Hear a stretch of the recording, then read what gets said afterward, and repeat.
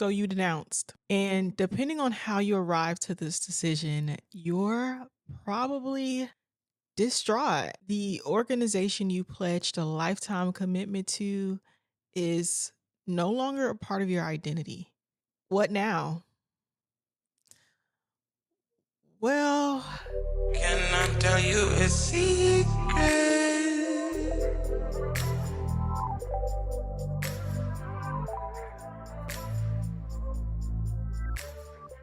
hi, you all. Welcome to Unbottled Secrets, the channel where my truth becomes your entertainment.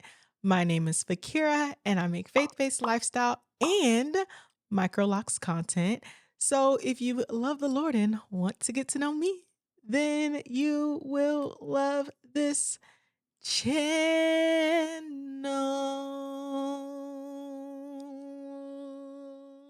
Denouncing isn't just a process that you go through without feeling anything. You don't just walk away from an organization, depending on how long you were in that organization, without some sort of emotion attached to your departure. And a lot of the times, that emotion feels like grief, at least in my experience. One of the hardest decisions I had to make, and one I actually wrestled with God about. So, in this video, I want to go through the 5 emotional stages one might go through once they renounce their Greek and or secret society affiliation. And the big question is, why are you doing this? Well, recently, a few people in my life are actually actively going through the denouncing and renouncing process. And as I was walking with them, answering their questions, just being as supportive as I possibly could be, it just made me think, wow, it's heavy. It's really heavy, but B, how I navigated this process. Granted, I've been denounced since 2023. So it's been 2 years for me. So I'm on the other side. I guess you can say I'm past the acceptance stage of denouncing, but it is definitely a long tail process or short tail, depending on how you cope with grief. And I just wanted to provide a resource for anyone who is thinking about denouncing. How would that look like for them on the other side of this, or someone who is in the process of denouncing their organization as a means to give hope, because there is an other side to this. You're not going to be in this woe is me stage, this puddle of like grief and despair. It literally will not last always, and there is another side to this, or an other side of your denouncing. So yeah, I pray that whoever this is for, they are encouraged, that they are empowered to take that step, especially if you're on the fence. If this is something you may be interested in, please continue watching. So, the first emotional stage that you might find yourself in once you denounce your organization, or if you come into the awareness that, hey, I need to denounce my organization, is disbelief. It's that initial, did I really just do that? And I know for me, when I did the renunciation prayer after wrestling with God for about 2 months, when he made it abundantly clear that I needed to denounce my affiliation into Delta, the next day, or probably directly after doing the prayer, I was just like, wow, did I really just renounce in the spirit? Does that mean I'm no longer a Delta for real? Like, was this a dream? And outside of just like, wow, did I like really just denounce? It's also, wow, so I can't claim this identity. Like, what does that look like for me now. Like for me, I was in this organization for 7 years. I was known kind of for the most part. Well, outside of I don't know, but a part of my identity, that's a better way of saying it. A part of my identity was I was Fakira the Delta. And now I am just Fakira, or depending on who you talk to, Fakira the Denouncer, right? So it's just one of those like you're confused. It's literally a perpetual state of this is new, this is different. Wow. Which segues into the next stage, questioning.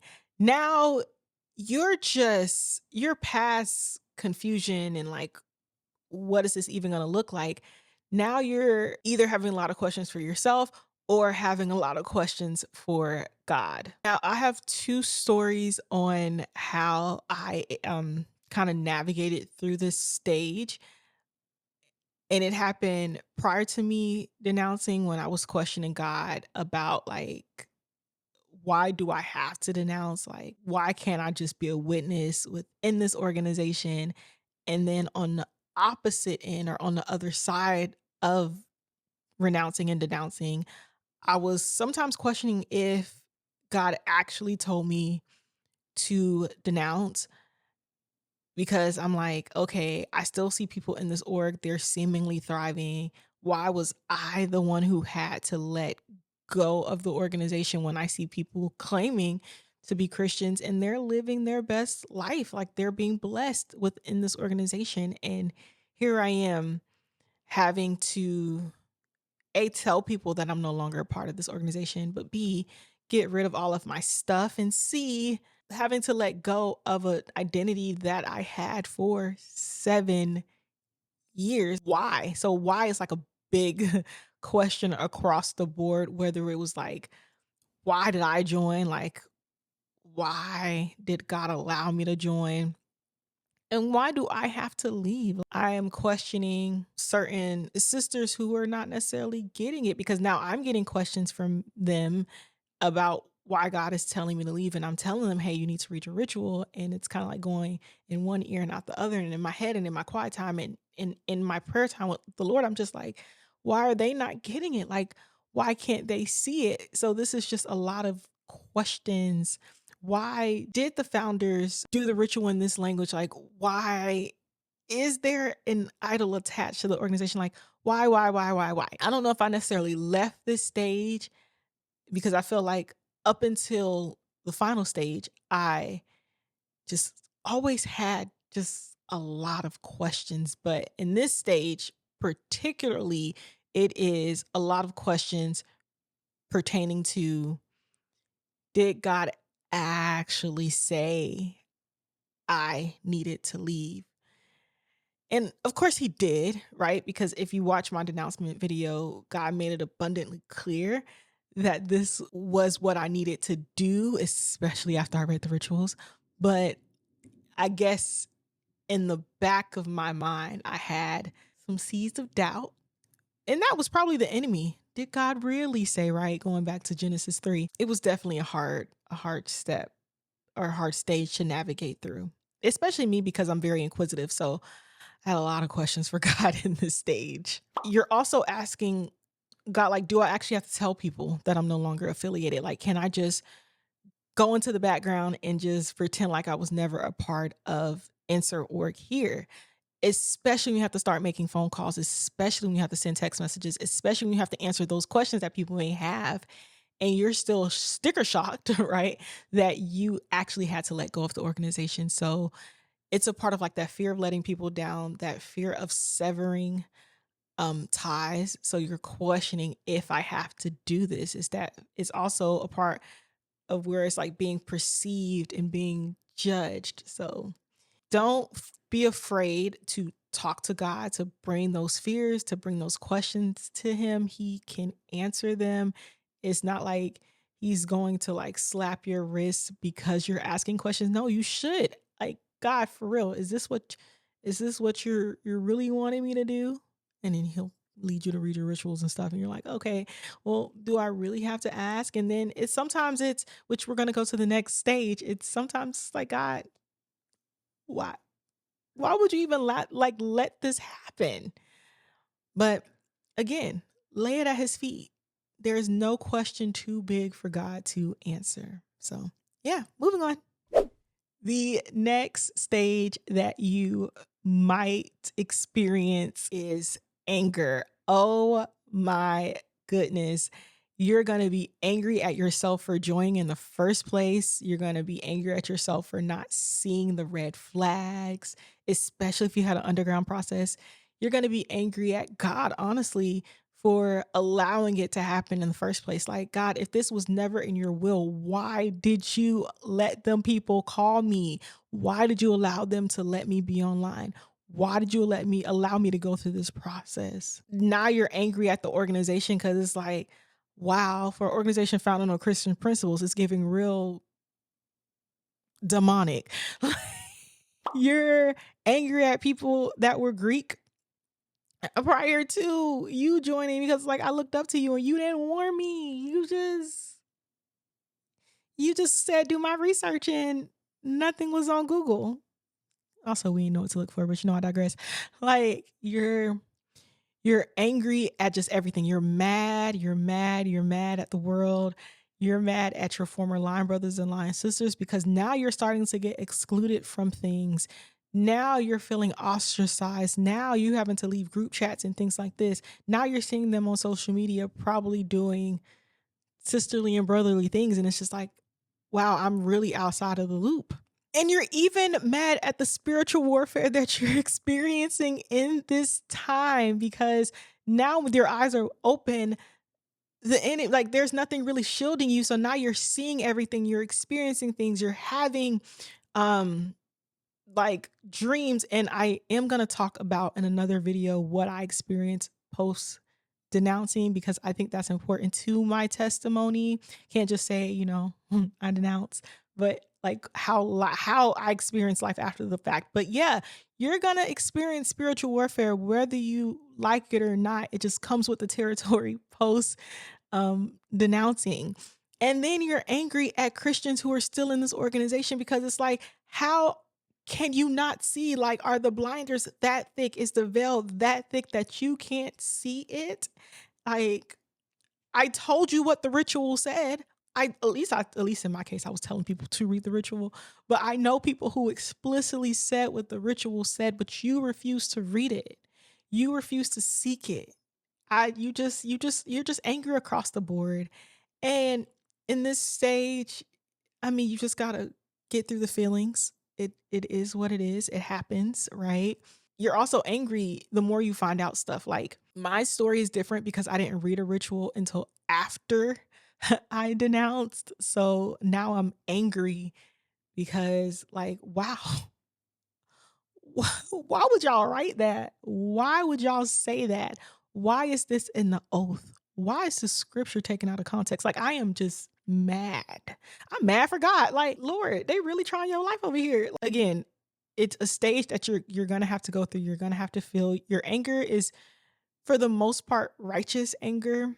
Just when you're having conversations with people, especially those who are still in the organization, you have to give them grace because especially in this stage and people are asking you questions or in this stage, people are like questioning you that you're doing too much or they're saying certain things about you that could offend you. You have to be mindful to not let the anger that you're feeling towards the organization or towards the idolatrous nature of things that you're finding out, you don't want to take that out on them. So this might be a stage if you feel like you're very sensitive to probably hold off on talking to people about this because you're gonna take out your anger on them. So yeah, moving on. The next emotional stage that you will or might experience post denouncing is sadness. You are gonna cry. You're gonna cry. Yeah, you're gonna cry. You're gonna be very emotional, especially if you're going like stage by stage. You went from like angry, about like all that you found out and the anger with the organization. Now you're at that stage where it's like, I I'm grieving the connection that I had, right? I am sad that I no longer can call these people my line brothers or line sisters. I'm sad that I had to throw all this stuff away that I spent good money on. I was no for real, I was really sad about that. Like I was distraught about having to throw my stuff away. That price tag. But also I'm sad when I think about the memories. I'm sad that I can't necessarily banter with people about being Greek. I'm sad about all of the things that I worked toward in the organization. Like I did things when I was active, right? We won chapter of the year. I won accolades. I can't feel that pride anymore because I that's no longer my identity. Also, you're sad about that identity. Like, I'm not her anymore. Like, I'm still Fakira, I'm still that girl, but I am not the Delta. I'm just Fakira. And even though in the last stage I mentioned being angry at the fact that you're being excluded, but also the sadness in knowing that bond will never quite be the same because that bond was conditional on you being a part of that organization, right? The quote unquote networking that comes with it, or even like if you weren't necessarily close with your line brothers or line sisters, but you had that common connection that there might be people you'll never speak to again. That's sad. That's like a divorce. Like, I don't know anybody who goes through a divorce happy. Like, you're typically mourning something. You might also be sad about how much of your community was tied to Greek life. Like, even if it wasn't just that particular organization, but and of course, I am talking about Divine Nine, but this applies to all organizations. I just talk about kind of what my worldview was. I was in a divine now organization, so I can't really talk about anybody else, but I digress. Because I always got to use that disclaimer because someone's going to say, what about the white fraternities? And I got to be like, oh my gosh, please. Anywho, I digress. Not even just like the organization, it's all of the divine nine. Like, wow, I have friends that are still Greek across the board. How do I navigate those relationships? And it is kind of sad because it's like Founders Day comes up, Charter Day comes up, insert organization anniversary comes up, and you are literally isolated, and something that you once felt proud about you can't partake in, and that is sad. It's almost like being married and then getting a divorce and your anniversary comes around and it's just like that was our day and it's not our day anymore because I'm divorced from this organization. It's actually quite depressing when you think about it. And I feel as though this is the stage that a lot of people struggle with the most because you're grieving what you had to give up, but your new is not here yet.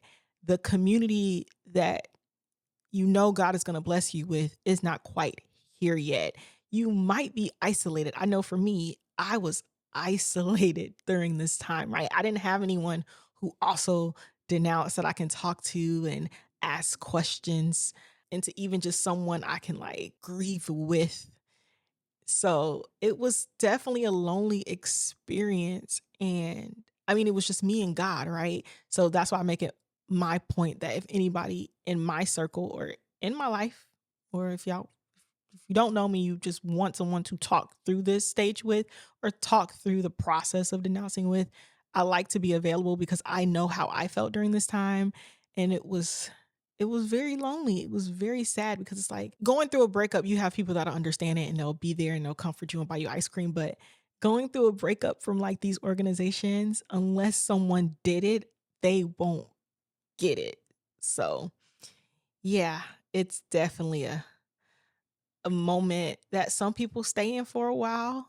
I feel like it's one of the hardest ones to face through because anger, I guess, I don't know if content is the right word, but you kind of stay solidified in your decision to leave when you're like finding out stuff and you're like righteously angry about it.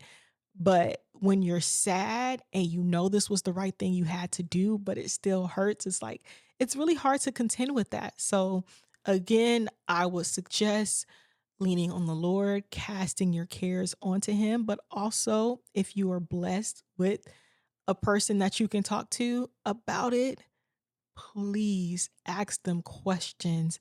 Like, just let it all out. And by the grace of God, you will get through it. Just like the 5 stages of grief, the fifth stage post denouncing your organization is acceptance. So now you're realizing that, oh, my identity wasn't in this organization. My identity is in Christ. I am a son or a daughter of the Most High God. And also realize that, like, my obedience is better than my sacrifice. This is where you're hopefully in community of like-minded believers. You are just walking this thing out boldly. You're hope there's some time between when you denounced and where you are now. So it's kind of like you see your affiliation in these organizations as just that, your past. It's in your rearview mirror. It's no longer like, it no longer stings as much. I won't lie and say it doesn't sting at all, but it's probably like, okay, I did it. It hurts sometimes, but eyes free. You at the eyes free stage of denouncing. You're also accepting the fact that some relationships that you thought would weather the test of time, whether that was with former LBs and LSs that said, oh, you will always have a sister or a brother in me. And you realize that, well, no, our brotherhood or sisterhood was only contingent upon me being in this organization, and that's okay.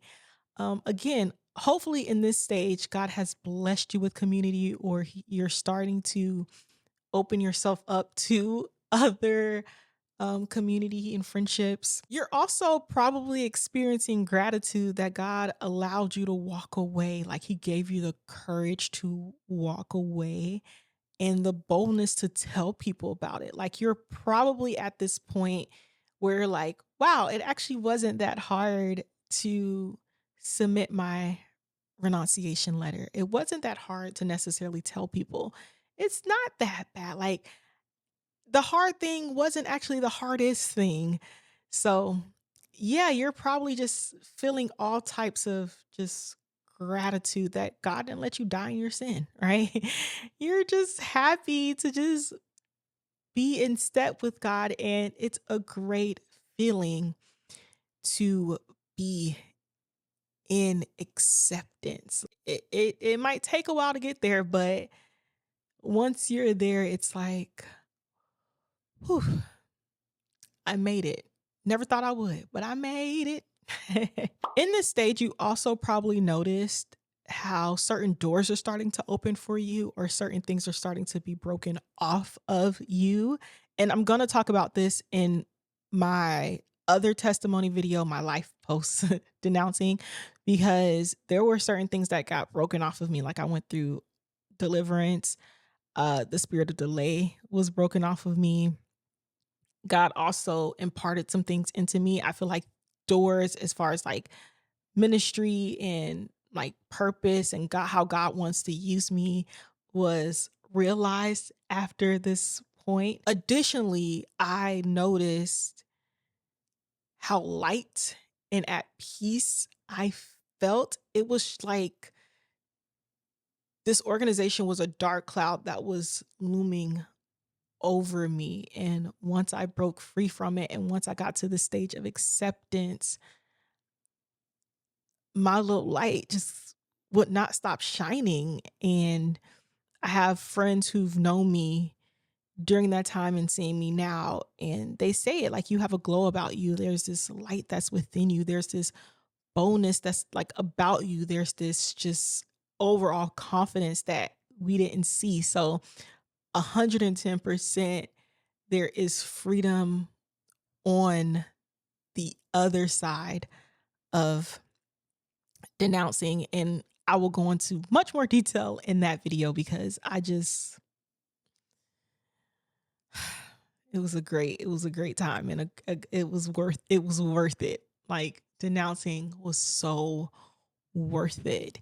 And I have a bonus stage that you may experience post denouncing, and that is activism. Now you're at this stage where you realize, hey, I gotta spread the word. Like, I gotta share my testimony.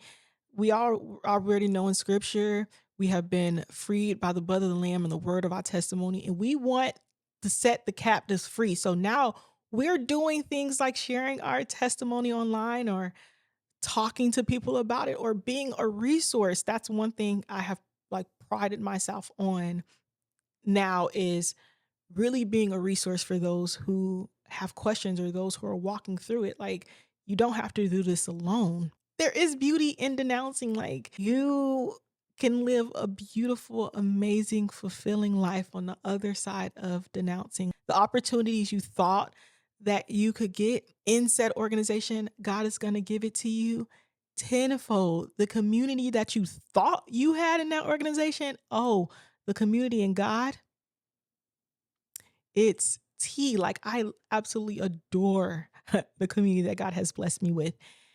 So, yeah, in the activism stage, you are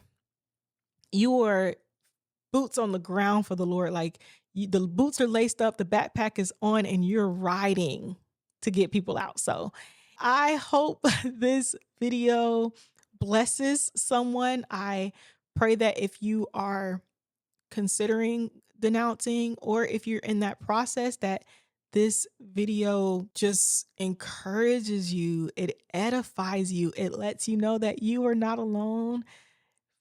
People did it, people are thriving, and I am a witness. I love it here. It's great on this side. So, yeah, if you have any questions, please let me know in the comment section below. If you want to know more of my testimony, or if you want to have private conversations with me, you can hit my DMs on Instagram and TikTok. I do answer my DMs, so just slide in them. I got you. If you like this video, please give me a thumbs up. And if you would like more content from me, please hit that subscribe button. It lets me know that you are locked in and there ain't no switching up. What else? Oh, yeah, share if you care. And until next time, bye.